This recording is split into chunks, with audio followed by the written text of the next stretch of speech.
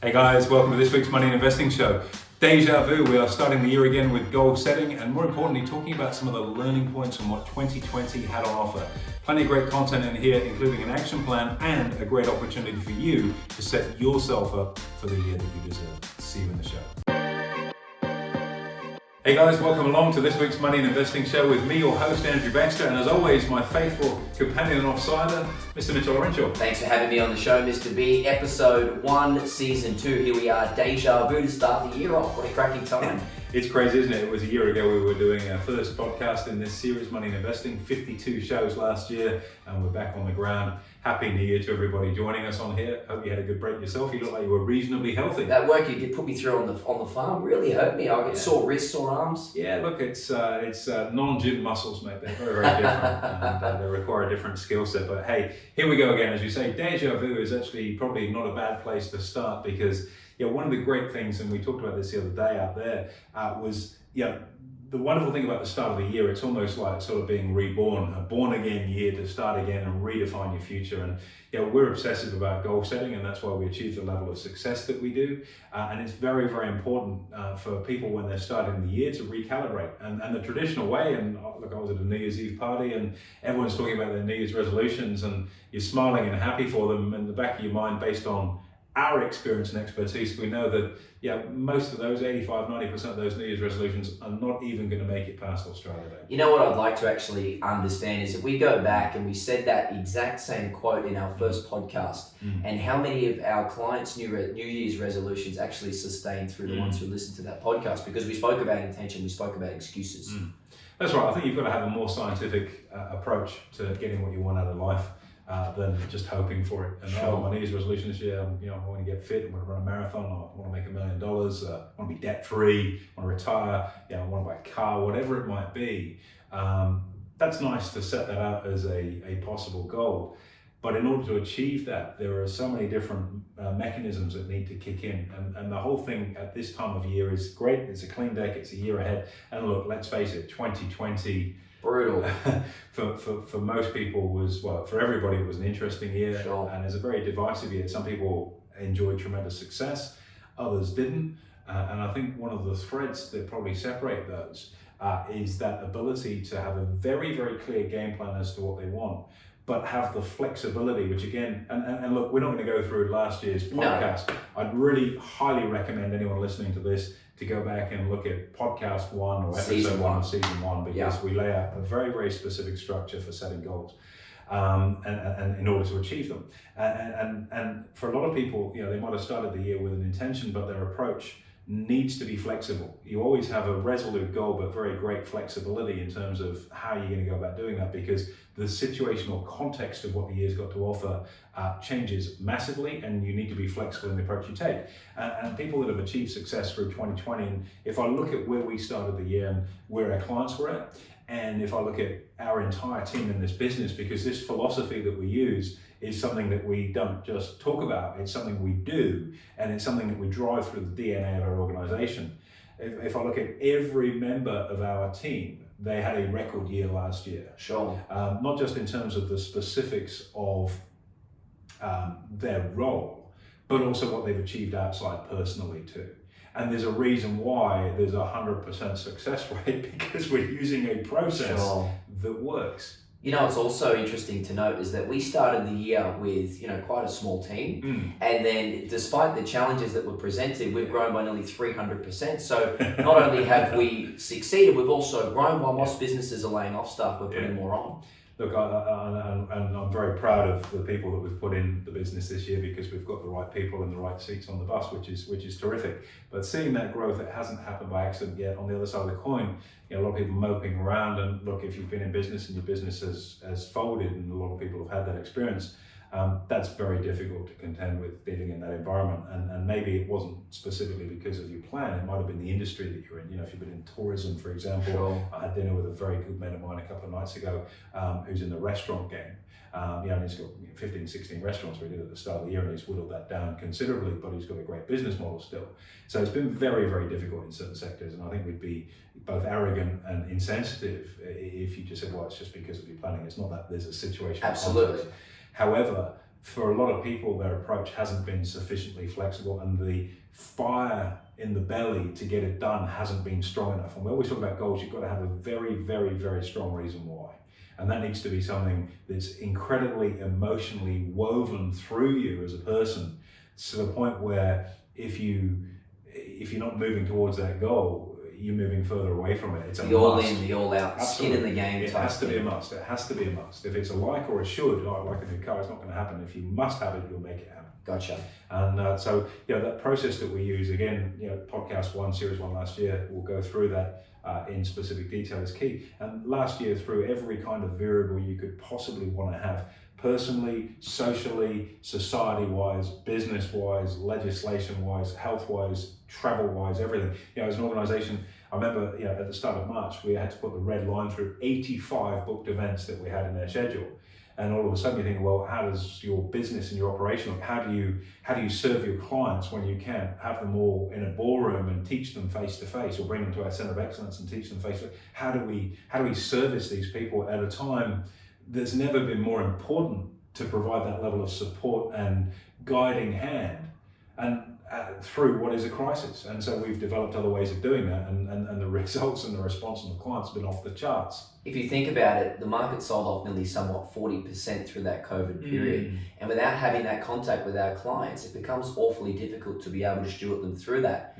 Until came the birth of the virtual landscape. Stocks like Zoom shot up, as they should. Zoom, right? Because that's where the new environment was. And we're very lucky that we're in a position where we're able to give that advice, albeit not having to travel anywhere to do so, which was great.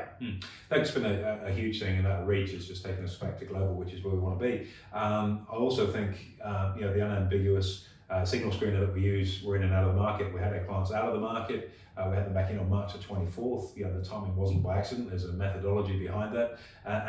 When you hear of people, and I had somebody on Facebook the other day going, my industry super's back to, on break even for the year, what's the problem?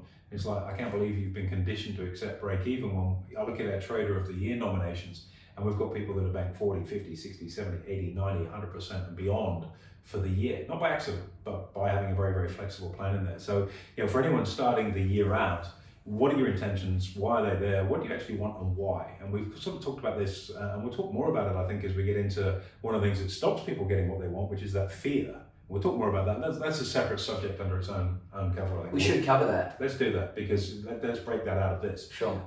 But that notion, here we are, it's the start of the year, make the most out of it. You're probably not at work. Sit down with a blank sheet of paper and work out what you want, and more importantly, why you want it. Why is it important to you? Because that fire in the belly, that burning desire to have it, and to achieve that goal, is what is going to give you the fortitude to pick yourself up off the canvas when something comes along and slaps you down. Well, as we know, it's not the goal itself that you are looking to achieve, it's the person that you become along the way. Absolutely. And I know we spoke about this specifically in our first podcast, AB, is that if you've got a goal to, let's say, deadlift 150 kilos in the gym, it's not the number that you should be looking for, it's how many times per week are you training, what are you doing for your recovery, because by default, you'll then achieve that. A lot of people make that mistake, though, of sort of trying to quantify it. Now, how do you actually ensure that your goals are set up correctly? Because that's kind of the easy way, that makes the most sense, but then when you look at it properly, it's not necessarily the case. Again, with goal setting, there's a science and a process behind it, and success leaves clues. I've worked with some great people around the world. Probably the most impactful person on my life in terms of this aspect of it is no doubt Tony Robbins, and I've obviously worked with Tony a lot over the last 15 years. We've spoken alongside. We just did a virtual event at the back end of last year, as a matter of fact, in the new cyber world together. Wow. And he's got a very, very rigorous and robust process for that, which to an extent is what we use. The key thing, as you've articulated, it's not the goal. Everyone, when they say, I want this, I want that, the goal is not. That's just the bauble, the dangly carrot to get you to want the thing. It's the change you have to make in yourself to be capable of either achieving that, enjoying it, deserving of it, or depending on the nature of your goal, let's say it's to be a better parent. How do you measure that? It's a very, very hard one to do. And it's that time with your kids, and present time, not on the phone or looking over their shoulder watching the TV, but actually present and engagement there. And you've got to be flexible with that. And I see that with my kids, with 4 small kids, and I've got a different game plan with all 4 of them, because they're at different ages, 6, 4, 2 and 11 months, 12, just coming to 12 months. Keep track here. 11 and a half, slow down, buddy. 11 and a half months, and I think we're done. And so obviously the relationship with each and every one of them is different, but you've got to be flexible, because I noticed particularly with Bella, my 2-year-old, the game plan I had 2 months ago doesn't work with her because she's grown too quickly, or not grown physically, but she's grown up in that time. Sure. And needs a different form of engagement. And so that's an example where you've got to have that flexibility, nothing to do with trading. This is just life. We've got to have a flexible approach. You can't go, this is what we do every day, because you'd be bored senseless with it. Plus, that's rigid and boring, right? You've got to be flexible in your approach to get to the destination you want to get at. Exactly right. So, the whole purpose of goals is to become the person that's worthy of that, not the thing itself. And again, you've got to reverse engineer that. So if you want to be able to lift 150 kilos, you've got to be someone that does go to the gym, not the person that lives a 1.5 litre bottle of cola while you're sitting on the couch watching Netflix. You've got to go to the gym and do the work. Exactly right. And then the outcome will come along, but all of a sudden you're lifting that and beyond. The other reason for changing goals from a thing is, if you achieve that thing, let's say for argument's sake, it's a car, a watch, a deadlift, a holiday, whatever it is. Once you've achieved it, where do you go from there? Oh, that's the empty feeling. Right, and you go, okay, well, what's next? It's hollow. Whereas if you've built a process of behavior and habits, positive habits, to get you to that place, they will continue long past that goal. When it's in the rear view mirror 20 kilometers down the road, you've almost forgot, I had this burning desire to have this. You've already got it ages ago, and you've moved on to new things because you're growing and stretching yourself. That's the real purpose of goals. And this is the time of the year to do that, when there's no distraction. You're not at work, you probably have time off, everyone's got a clean slate. New Year's come in, fresh hopes and optimism, and this is it. And the big one is money. If money, people go, oh, you guys are about money. This is not about money. It's a money and investing show. This is not about money. You're getting it from the CEO here. It is not about money. It's about that ability to buy your time back, to live your life how you want to live it, doing what you want to do. Time is way more valuable than money. It's the only finite resource that we have, but you do have to buy it back. If you've got income coming in, you can choose to spend your time in different things, maybe not working for somebody if that's not what you want to do, or cutting your hours back, or hiring somebody to help out with some of the mundane stuff so you can spend time on the colorful stuff like your kids, or whatever it may be. So, money is the big one for many people, and they want to get started, but there's no game plan to get there. And that's a meat and potatoes. That's what we do. Look, thanks very much for sharing that. That's certainly great advice, and it puts things into perspective. Now, what we can cover is what stops people from achieving those, and they're either external events like COVID-19, say, for example, or excuses. Now, just for our viewers to understand this, I think more contextually, there's genuinely reasons why you can't achieve something if something happens, like your business gets shut down. But then there's also excuses on the other side. So throw a curveball at you here at AB. How do you differentiate, and how do you sort of separate the two? Well, anyone that's spent any time in our organisation knows that we don't do excuses. We don't. And I've had clients on coaching courses that have had that tough love lesson fairly quickly. You can make excuses or you can make money. You can't do both. Sure. And there is a subtle distinction between reasons and excuses. Let's be very, very clear on that. There are reasons why something couldn't happen. Let's say there was a volcano that exploded in your backyard. Out of your control. That's that. It's a far-fetched example, but nonetheless, I don't know where that came from. It's the new year. We're not back in. I think it might still be just a touch hangover. I shouldn't be telling you that as my training buddy. What have you been touching down in Byron Bay? Sort of getting into anything different? No, just indulging in my wine fridge. That's not my thing at all. The other stuff, but anyone who's into it, good luck to you. The reality is there can be reasons that stop you getting something, but an excuse is just the story you're telling yourself as to why you can't have it. And I'd love to start investing, but okay, well, let's explore that but. It's the story, right? It's the strength in numbers where most people aren't doing something, so being average like those people is comfortable. Exactly right. It's easier to be part of the crowd than stand out from it. And social norms, you don't want to be an outlier, you want to be part of the... Exactly right. That's why most people aren't successful, because they have an inhibition to wanting to stand out from the crowd. Yeah. But also, I don't know where to start in terms of education. I don't have a lot of money to work with. I don't have time. They're the big ones. I don't know who to trust. There's a massive one, and I don't blame you if that's what you're thinking, because there are some charlatans out there. You see the bilge and dross that's going through social media. Most of them aren't carrying a license. They don't have it's just a disaster zone for a lot of people. So you've got to pick who you work with very carefully. They probably don't even have a license for their rented Lamborghini. They've hired it for the day to put it in. Anyway, parking their small man syndrome to the side. The reality is that not having time is a story. Everyone's got the same amount of time. If you get better at planning your time out, which is where we spend our time with our journaling system, for example, it's amazing what you can then park in those hours in the day to get what you want out of it. Everyone can create time if it's important. If it's something that's really important to you, you'll find time. If you're someone that's a TV addict, it doesn't matter how busy you are, you'll find time to flop on the couch and let a couple of hours of the garbage roll over you, because that's your thing. If you're a gym junkie, you will always find time to do that. It doesn't matter how the day goes out. So if it's a priority, it will happen. So time is just a story. And I think I describe myself as busy, and then I look at what my wife has to handle, managing 4 small children, and me for that matter, so 1 big kid and 4 small ones, and everything that goes alongside that, and the consummate ease that she does it. She's busy than anyone, but she'll find time for the things that are important. So you can make it a priority, and you can find the time. Not knowing where to start, the best investment you'll ever make is in yourself and getting educated, and we have a whole portfolio of resources to help people in that space. AustralianInvestmentEducation.com.au on our webpage, on social, Australian Investment Education. Click through here, there'll be links somewhere where you can engage with that. So getting started and getting some knowledge is key.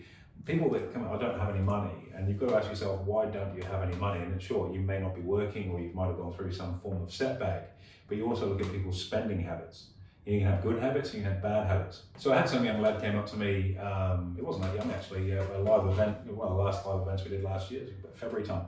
He said, I'd love to do this, but I don't have any money. And I said, let's have a look at your phone. He's got his phone out, and he's got a brand new, I don't know what it was. iPhone 11X Max or something like that, $1,500 worth. There you go. So it's a top of the range, brand new, super mega flash phone. And it's like, but you have the money to do that. Oh yeah, well, and there's a story. You'd rather have the phone than have the hard work that maybe leads to... Different priority. Yeah. Just a different priority. And you look at where, for example, some of the buy now, pay later stocks have really garnered that, where people want stuff now and don't worry about paying for it later. And that's really coming home to roost when you see people that have used them coming into financial difficulty. I always remember my father's advice to me. He said, chances are if you buy something and you use credit to do it, you won't even want the thing by the time you finish paying for it. And it's so true for many, many people. Sure. It's a short-term Instagram, look at the photo of me gratification next to something that doesn't add up to a hill of beans, because that's their identity. And I think when you dig a lot deeper and help people set goals, work out who you are as a person and what's important to you. It's got nothing to do, as we've already mentioned, being part of the group. Don't be shy about standing out from the group and walking to a different beat. Most people are broke. If you want to stay broke, stay part of the group. If you want to step out of that and join the ranks of the successful, it's a rare space. And it's because it's hard. Why is it hard? Because you've got to make sacrifices. And the only way you'll make a sacrifice if you're doing it for a reason why, and you know what that is. Goals, reason why, action plan, 100% commitment, flexibility, and that's 2021 set up on a silver platter for you. Well, there you go. I'm feeling awfully more motivated already, AB. Thanks very much for sharing that. Look, we are coming to the end of the broadcast, so there's certainly been an element of motivation in there, but also information, because it really is important, no matter how motivated you are to achieve something, to actually have the structure and the process in place. Are there any final words for the broadcast before we cap off? Look, success leaves clues. It's a process, full stop. One of the things that we're actually doing to help our clients and followers and people in our ecosystem, we're running something called the Wealth Accelerator Challenge. Exciting. You're going to do 3 days with me on this stuff. So we're going to go deep. We'll give you a personalized action plan. Details for that, I think you'll find in a link somewhere around this. Somewhere, I'll let you guys work out where that needs to be. I'm sure you'll do it. But that'll be there. Register, come along, take part in that, because what I can do is share with you the benefit of some real practical examples on how to set yourself up for the future that you truly deserve. And at the end of the day, if you can't be bothered to help yourself, how do you expect things in life to change? That's free, it's the information's there, it's going to help you. Register, indulge, come along, do the work, and you might just be surprised that you do get to stand up from the crowd and maybe not have to run that land on no one instead. Well, there we go. That's exciting times, AB. Thanks very much for sharing. Certainly looking forward to that myself. I'll no doubt be in that broadcast. Thanks very much. Absolute pleasure, Mitch, anytime. There you have it, guys. Make sure you like, comment, and subscribe, and make sure you hit the notification button so you can keep in touch with what we're up to.